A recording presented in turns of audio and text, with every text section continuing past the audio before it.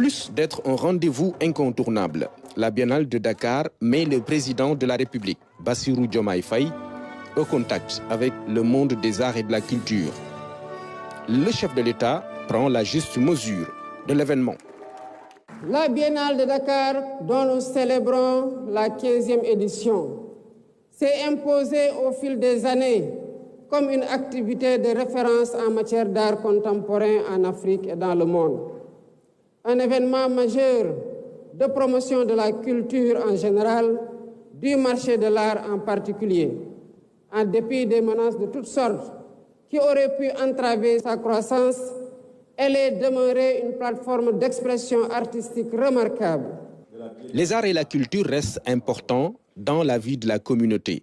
En évoquant cette dimension, le chef de l'État rappelle les fondamentaux de la démarche qu'il imprime à sa gouvernance.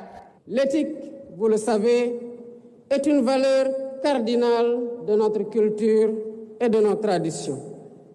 Voilà pourquoi le gouvernement conduit par M. le Premier ministre Ousmane Sonko inscrit les valeurs de Djoub, Djoubal et Djoubanti au cœur de nos actions.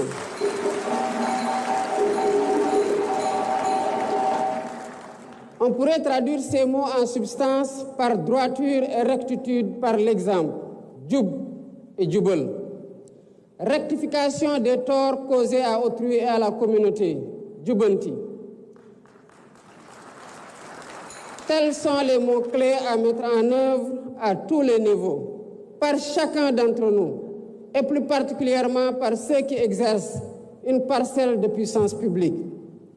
La gouvernance politique bien pensée s'articule naturellement autour de ces fondements culturels.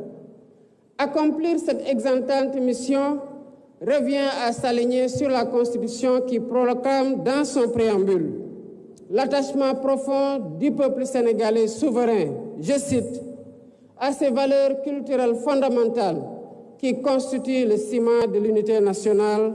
Fin de citation. Le secteur de la culture est un moteur de croissance, donc pourvoyeur d'emplois.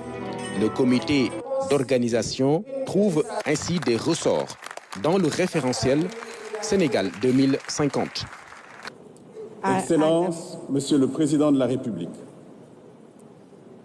aujourd'hui, les industries culturelles et créatives transcendent le domaine artistique pour jouer un rôle clé dans l'économie globale. Ainsi, la vision 2050 les a choisis comme une des filières stratégiques, avec l'ambition, d'ici 2050, de créer 560 000 nouveaux emplois.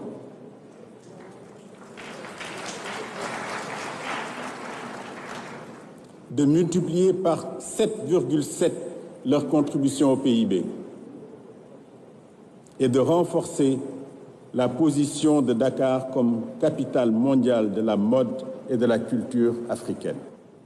Je serai donc attentif dans la mise en œuvre de notre politique culturelle à l'identification, à la préservation et à la valorisation de notre patrimoine culturel. À cet égard, j'accorde un intérêt particulier au volet suivant.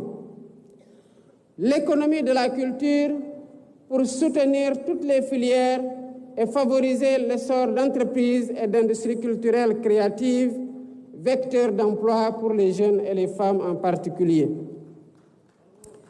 Le secteur renferme en effet un fort potentiel en création de richesses et d'emplois qu'il importe de mieux connaître, d'organiser, d'exploiter par un accès facilité aux données culturelles, l'accompagnement des créateurs par la professionnalisation et le financement, entre autres.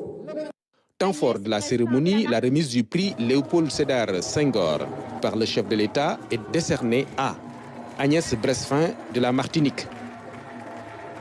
D'autres lauréats ont été distingués par des institutions qui accompagnent le comité d'organisation. Des spectacles ont rythmé également la scène. Des prestations symbolisant l'éveil comme thème retenu. En marge de cette cérémonie, le président Bassirou Diomaye Faye a visité les stands, un circuit qui a permis au chef de l'État, protecteur des arts et de la culture, de découvrir